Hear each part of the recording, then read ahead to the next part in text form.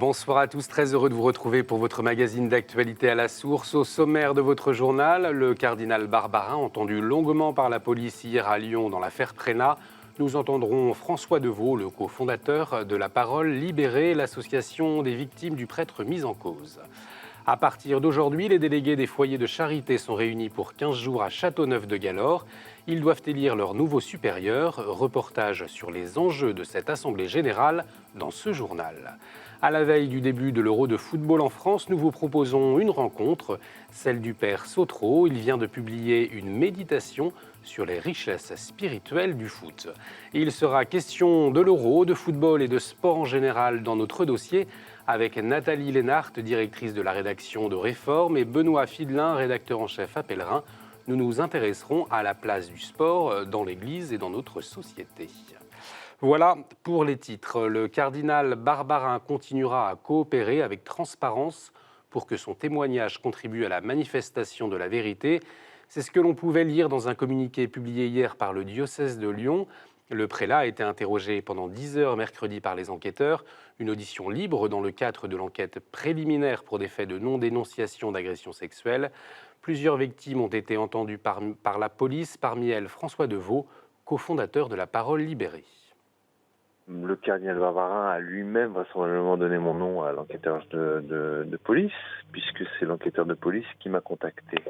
Donc s'il a donné mon nom, c'est qu'il était au courant de choses. C'est que vraisemblablement, il avait le courrier de mes parents qui date de février 91. Donc ça veut dire que en fait, l'ensemble de l'institution et des cardinaux, comme l'a d'ailleurs confirmé lui-même le père Prénat lors de la confrontation, tout le monde était au courant depuis toujours. Et en fait, rien n'est fait. À la sortie de cette longue audition, nous avons joint par téléphone l'avocat du cardinal Barbarin, maître Luciani. On écoute son commentaire. Forcément, cela prend du temps, mais cela peut aussi signifier qu'on cherche un angle pénal et qu'on a du mal à le trouver. C'est en tout cas moi l'interprétation que je veux privilégier aujourd'hui. En l'état, comme tout justiciable qui fait l'objet d'une enquête, il y a nécessairement un risque pour le cardinal. Vous avez compris qu'en ce qui me concerne sur le plan pénal aujourd'hui, au regard de ce que j'ai pu entendre, je n'ai pas le sentiment que les infractions qui lui sont reprochées ou qui lui seraient reprochées puissent être constituées d'une manière ou d'une autre pour des raisons factuelles ou juridiques. La liberté d'enseignement est en danger pour le cardinal Ricard, le président du Conseil épiscopal pour l'enseignement catholique. Désormais, les écoles privées hors contrat seront soumises à une plus forte surveillance. On écoute la ministre de l'Éducation nationale qui a annoncé ce matin la nouvelle réforme. Je souhaite donc substituer à ce régime de déclaration avec opposition qui organise le fait accompli et déresponsabilise et l'État et les porteurs de projets, je souhaite lui substituer un régime d'autorisation à droit constant. Pour le cardinal Ricard, il n'y a pas lieu de réformer dans l'empressement. Notre pays a besoin de confirmer son choix des libertés quand son modèle démocratique est contesté. Depuis aujourd'hui et jusqu'au 21 juin, les délégués des foyers de charité du monde entier sont à la Châteauneuf-de-Galore pour une assemblée générale. Ils doivent élire leur supérieur général. C'était le père Hervé Gosselin qui devait prendre cette fonction, mais le pape en a décidé autrement, le nommant évêque d'Angoulême. Notre journaliste Olivier François nous explique les enjeux de cette assemblée. Élire le remplaçant du père Bernard Michon sera l'un des enjeux principaux de l'Assemblée générale des foyers de charité. Pour leur retrouvaille, les délégués sont pourtant sereins. Ils remettent leur discernement entre les mains de Dieu. Cette Assemblée générale est l'occasion de se poser, de réfléchir ensemble. Seigneur, qu'est-ce que tu veux pour nous aujourd'hui ? 80 ans par rapport à l'histoire de l'Église, c'est rien, c'est tout petit en fait. Être père modérateur est un rôle qui exige des qualités particulières, selon le père Bernard Michon. C'est surtout une grande écoute. Prendre le temps de les rencontrer tous, y compris à table, on traîne un peu, on parle tous ensemble, et puis on se retrouve ailleurs. Et puis là, c'est un petit peu plus organisé comme échange, ça va un peu plus loin. Une écoute nécessaire pour évoquer ensemble les autres enjeux qui entourent une communauté grandissante et qui compte aujourd'hui plus de 1000 membres à travers le monde. C'est une occasion fraternelle de se retrouver entre membres des foyers de charité du monde entier et de faire un peu une relecture de tout ce qui se vit dans les foyers de charité dans les 78 foyers de charité du monde entier. Une occasion donc de partage, de fraternité, de prière ensemble. Les 250 délégués prendront le temps pendant 15 jours de prier et discerner ensemble sur les nouvelles orientations et les besoins de leur communauté. Et les foyers de charité, c'est le sujet du documentaire de François Lespès diffusé mardi prochain. 6 jours qui changent une vie, une immersion dans une retraite spirituelle. Dominique Quignot succède à Jérôme Vignon comme présidente des Semaines sociales de France. Elle a été élue jeudi dernier. L'ancienne directrice du journal La Croix est la première femme à la tête de l'association fondée en 1904. Nous l'avons rencontrée. On a le sentiment qu'il n'y a rien qui marche, que tout le monde est pourri, etc. Et je pense que c'est notre rôle de laïc chrétien d'intervenir sur cette société dans laquelle nous vivons. Nous ne sommes pas à côté, nous ne sommes pas ailleurs, nous sommes dedans. Et il est important de faire entendre cette voix des chrétiens qui prend aussi en compte la dimension horizontale, celle d'une société qui vit ensemble et d'un bien commun. Ça, c'est les deux axes. Et peut-être que dans une société d'aujourd'hui où il est beaucoup question d'individualisme, où finalement on parle surtout des droits de chacun, réfléchir à ce qui est important pour le développement individuel, mais qui est aussi important pour l'ensemble d'une société, je pense que c'est quelque chose que nous devons défendre et faire entendre. L'Euro de football, ça commence demain et KTO a rencontré le père Sautreau. Il a profité de l'événement pour publier une méditation sur les richesses spirituelles du football. Notre journaliste Florent de Brito était ce matin avec lui. Les terrains de football, le père Sautreau les fréquente depuis presque 30 ans. Tour à tour joueur, puis arbitre, aujourd'hui employé de la Fédération de football. En fait, depuis presque aussi longtemps qu'il est prêtre, il s'est intéressé au ballon rond. D'abord, il faut aimer ce sport, ce que j'aime depuis toujours. Et ce sport, je tiens à y être présent parce que c'est un des lieux de rencontre. C'est sympa parce que ça concerne des joueurs surtout du milieu populaire, beaucoup. Si elles n'avaient pas ces rencontres, ils seraient dans les rues, ils ne seraient pas occupés. Et je trouve que ça concerne des gens qui sont heureux d'y être. Football et foi ne sont jamais restés loin chez le père Sautreau. Cette expérience du ballon rond, il l'a aujourd'hui retranscrit dans un livre. Pour lui, chaque élément d'un match se retrouve dans la vie et la spiritualité. Il faut être fidèle, il faut être capable de tenir le but. D'être en équipe, on n'est pas seul dans l'église. J'ai montré aussi beaucoup de parallèles entre l'église et finalement l'équipe, telle qu'on doit être, avec ses talents différents, cette manière de jouer différente. On n'est pas pareil les uns les autres. Autre enseignement du livre, Dieu n'est pas avec les gagnants ni les perdants, mais avec ceux qui mouillent le maillot. Un message qu'on peut espérer voir porté par nos équipes durant l'Euro. De son côté, le diocèse de Paris s'associe à la joie populaire et sportive liée à l'Euro avec différents projets. Le 19 juin, 25 paroisses vont proposer aux fidèles et au voisinage une projection sur écran du match France-Suisse. L'après-midi, des matchs, des animations, des prières et des témoignages seront proposés à tous les participants. Et puis au mois d'avril, les jeunes des patronages avaient rencontré les joueurs de l'équipe de France dans le centre d'entraînement de Clairefontaine, comme on le voit sur ces images. Les évêques francophones belges encouragent les parents à inscrire leurs enfants en cours de religion catholique dans une lettre publiée mardi. À partir du 1er septembre, la durée des cours de religion dans l'enseignement officiel est modifiée, 1 heure contre 2 heures auparavant. À la place, un cours d'éducation à la philosophie et citoyenneté. Monseigneur Arpini, évêque référendaire pour les cours de religion, a pris acte de cette décision et reste rassuré par le maintien de l'enseignement religieux. Et donc, la déclaration des évêques prend acte de cette décision, mais en même temps encourage les parents à continuer à mettre leurs enfants au cours de religion catholique, évidemment, puisque ce sont les évêques qui parlent. Et il y a plusieurs raisons. C'est qu'on se réjouit qu'il y ait toujours un cours de religion obligatoire.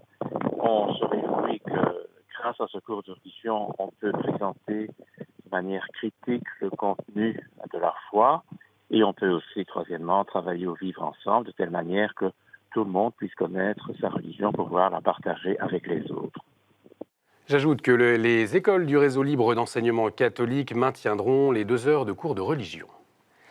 La tenue du concile panorthodoxe fragilisée par des obstacles attendus depuis des dizaines d'années, il doit se tenir du 18 au 26 juin sur l'île de Crète. Mais le Saint-Synode de l'Église orthodoxe russe a demandé au patriarche de Constantinople, Bartholomée, d'organiser une réunion extraordinaire avant samedi. Explication avec le nouveau porte-parole de la délégation du patriarcat d'Antioche, Carole Sabat.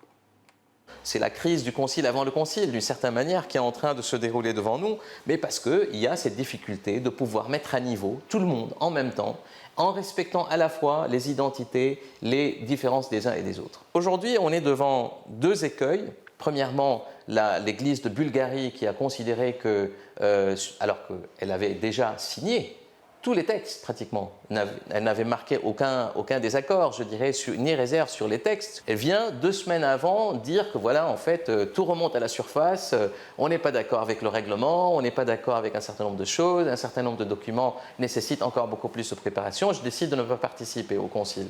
Le patriarcat d'Antioche, on a vu le patriarcat de Bulgarie, il y a une rupture de communion entre le patriarcat d'Antioche et le patriarcat de Jérusalem. Donc je rappelle que Jérusalem a ordonné un évêque, un archevêque, sur un territoire qui est la juridiction du patriarcat d'Antioche. Et ce que dit tout ça, naturellement le patriarcat d'Antioche, c'est comment on va aller dans un concile et communier toutes les églises orthodoxes au même calice, et il y a une rupture de communion sur une question ecclésiologique qui est très très importante. Malgré les crises, malgré les difficultés qui s'annoncent, et là on est encore à 10 jours, je dirais, de la Pentecôte orthodoxe et donc de la tenue de ce concile, rien n'est joué, rien n'est perdu. Et puis le Conseil pontifical pour la promotion de l'unité des chrétiens organise une prière le 11 juin pour manifester la proximité spirituelle de l'Église catholique à l'Église orthodoxe. La célébration aura lieu à Rome, dans la basilique Saint-Paul hors les murs. En Syrie, l'hôpital pédiatrique d'Alep, soutenu par l'organisation humanitaire de l'Ordre de Malte, a été endommagé par une bombe mercredi matin. Il n'y a pas de victimes, mais d'importants dégâts. Depuis 2015, l'Ordre de Malte prend en charge les salaires et finance les équipements de cet hôpital. Nous avons joint Janine Lettmeyer, responsable des projets au Moyen-Orient pour Malteser International. Que c'était un hélicoptère qui a placé la bombe. C'est difficile à juger, mais le fait, c'est que pendant les dernières semaines et déjà avant, il y avait toujours des attaques ciblées sur des facilités. Et c'est bien clair que cette période du relatif calme à Alep depuis février, ça c'est fini, qu'il y a des attaques constantes d'air et qu'on a des vrais problèmes de vraiment soutenir des services médicaux dans des conditions comme ça.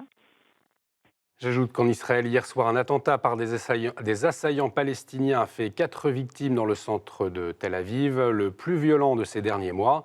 Quelques heures avant, c'est la Turquie qui était touchée. Au sud-est du pays, un policier et 2 civils ont été tués. La veille, un attentat à Istanbul avait fait 11 morts. Le programme officiel du voyage du pape François en Pologne du 27 au 31 juillet a été publié aujourd'hui. Au cours de ce 13e voyage apostolique, le pape visitera le camp de concentration d'Auschwitz-Birkenau et le sanctuaire marial de Czestochowa. Les JMJ seront bien entendu à suivre sur KTO et sur le site internet www.ktotv.com. Et on poursuit notre magazine avec la chronique du Père Armogad qui nous propose une parabole après les crues de ces derniers jours.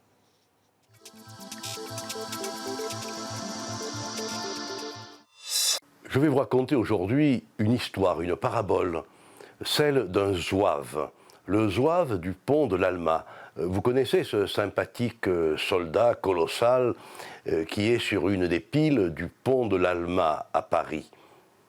Pour les Parisiens, pour les médias nationaux, internationaux, la crue de la Seine est mesurée en fonction de la hauteur de l'eau par rapport à ce colosse qui a de l'eau jusqu'aux genoux, jusqu'à la taille, jusqu'aux épaules.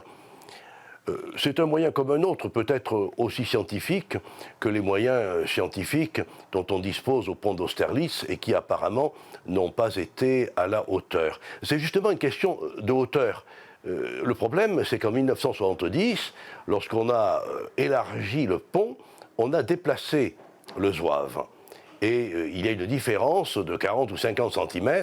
Les auteurs ne sont pas d'accord d'ailleurs pour savoir si c'est en plus ou en moins. Il y a une différence entre le niveau d'avant 1970 et celui d'après 1970. La conséquence, c'est que les comparaisons avec la grande crue de 1910, avec les crues de 1927 et de 1968, sont toutes fausses, puisque le zouave n'est pas à la même hauteur. Alors, c'est une parabole, parce que je crois que c'est très typique du mal français. Les choses ont changé, mais on continue à prendre les mêmes valeurs, les mêmes critères, les mêmes considérations. Ce n'est plus la même époque, ce ne sont plus les mêmes besoins, mais on continue à penser que des solutions anciennes peuvent être données à des problèmes nouveaux. Et c'est pourquoi on peut se demander, si vous permettez, si les acteurs économiques et sociaux ne font pas un peu les zouaves. Merci Père. Tout de suite, c'est la revue de presse.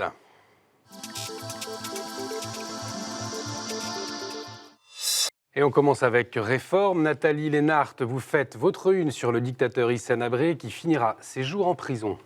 Oui, ça nous a paru, au-delà du fait qu'enfin ce tyran qui a fait 80 000 orphelins, 40 000 victimes dans son pays, soit arrêté, soit jugé, ça nous a paru très important d'expliquer que pour la première fois, c'est une justice africaine en Afrique qui juge un Africain. Et on a voulu voir qu'est-ce que ça voulait dire en termes de justice internationale. Comment ce concept avance peu à peu. Merci Nathalie. Et c'est l'amour foot pour pèlerins cette semaine, quelques heures avant le début de l'Euro. On en parle dans quelques instants dans notre dossier. Mais Benoît Fidelin, vous vous intéressez aussi à l'Angleterre dans ce numéro. Oui, tout à fait. Il n'y a pas que le foot, il y a aussi le risque de Brexit, de sortie de l'Angleterre avec le 23 juin, ce fameux référendum, rester ou non dans l'Union européenne. Et on est allé écouter les Anglais. C'est les paroles d'Anglais glanées par une jeune journaliste de Pèlerin, Agnès Charton, à Londres, notamment près d'un match de football pour avoir du monde, où on distribuait des tracts. Elle rencontre aussi des gens dans la City, bref, des Anglais qui se posent des questions, et ça donne un petit peu toute l'importance de ce rendez-vous, à la fois pour l'Angleterre et pour l'Union européenne. Merci Benoît.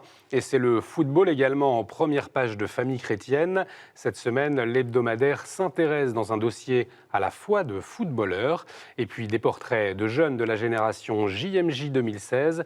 Enthousiastes, les jeunes Français seront près de 50 000 à Cracovie. De son côté, dans son dossier, La Vie propose des idées pour innover en paroisse, par exemple éclairer les vitraux de l'extérieur pour être plus visibles, organiser des débats avec les jeunes avant ou après la messe, ou encore prendre le temps de dire bonjour à son voisin. Cette semaine, France Catholique vous propose un grand entretien avec Tuc de Alderville, l'un des animateurs du courant pour une écologie humaine. Il y présente notamment son livre « Le temps de l'homme » et nous livre son regard sur notre société. Pour lui, trop d'énergie vitale est dilapidée dans ces systèmes déconnectés du réel. Voilà pour votre revue de presse. Il est temps de retrouver nos éditorialistes. C'est notre dossier.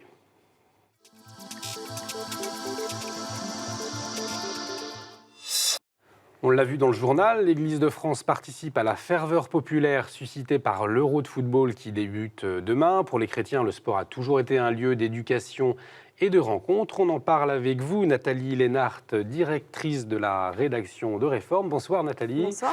Et avec vous, Benoît Fidelin, rédacteur en chef à Pèlerin. Bonsoir.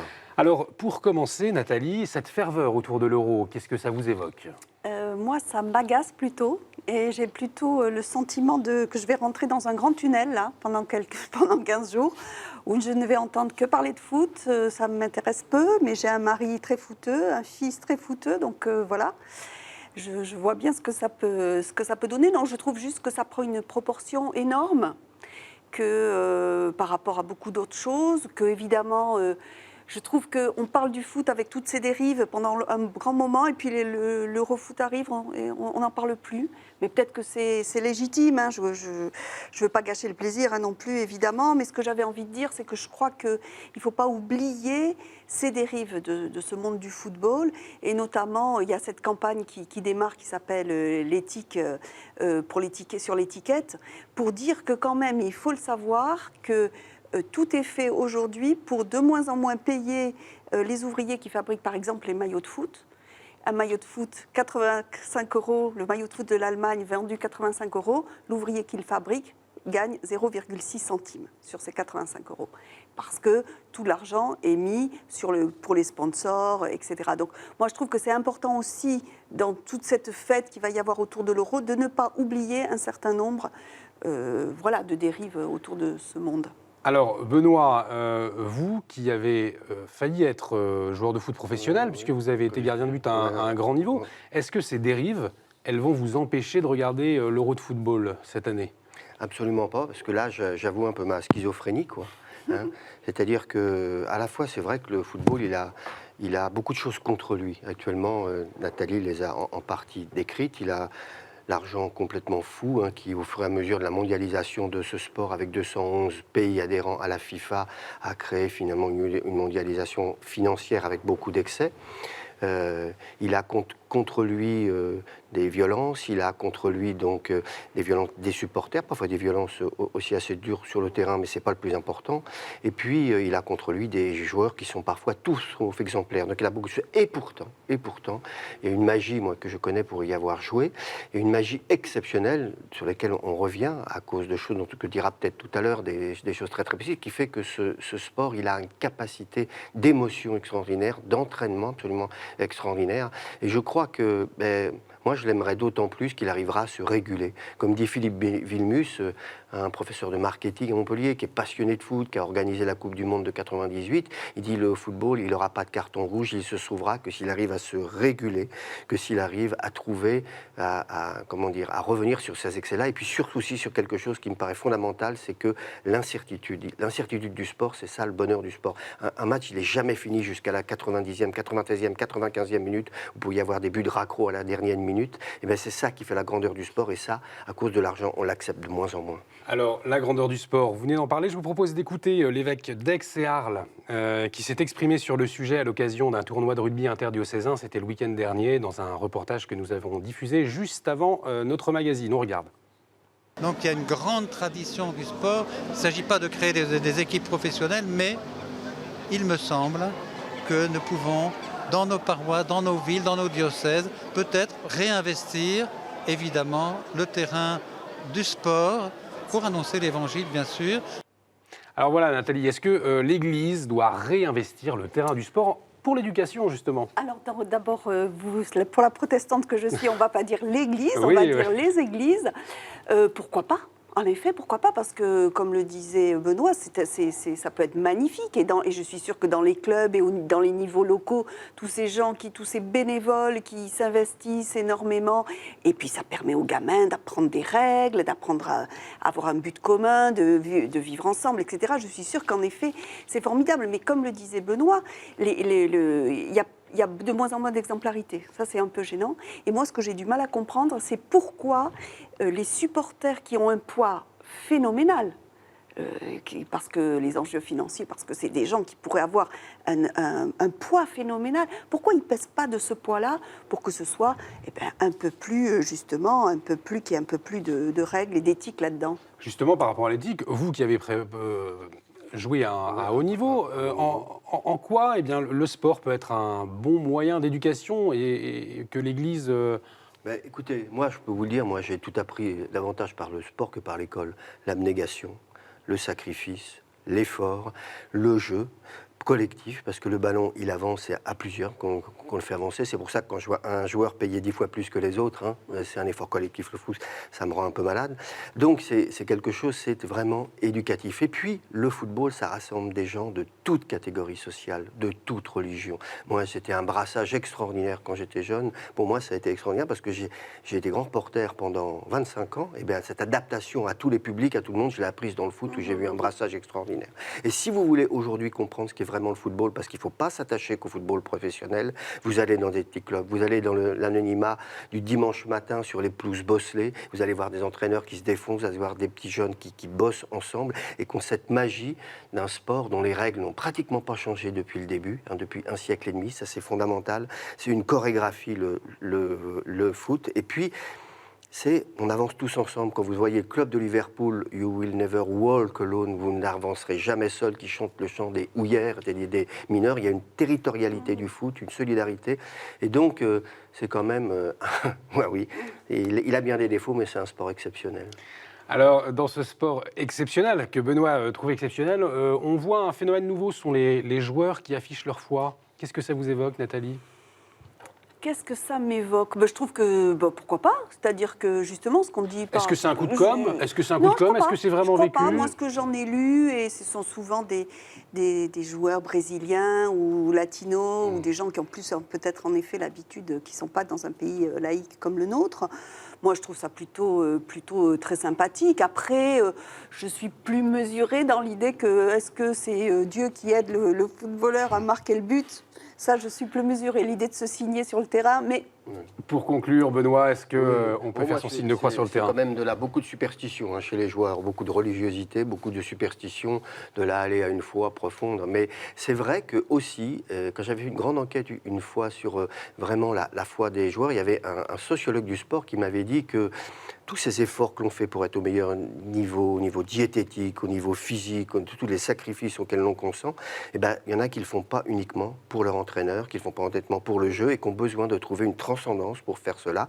D'autres raisons de le faire, y compris pour certaines, même des raisons spirituelles. Merci Nathalie, merci Benoît. Avant de se quitter, un petit pronostic peut-être. Qui est-ce qui va gagner l'Euro ? Nathalie ? J'en ai aucune idée. Benoît, c'est la France. C'est la France. Et on pensera aussi à nos amis belges et suisses qui nous regardent sur KTO. Vous pouvez bien entendu revoir cette émission sur notre site www.ktotv.com. Excellente fin de semaine. Bon début d'Euro à ceux qui aiment le sport et excellente soirée sur KTO.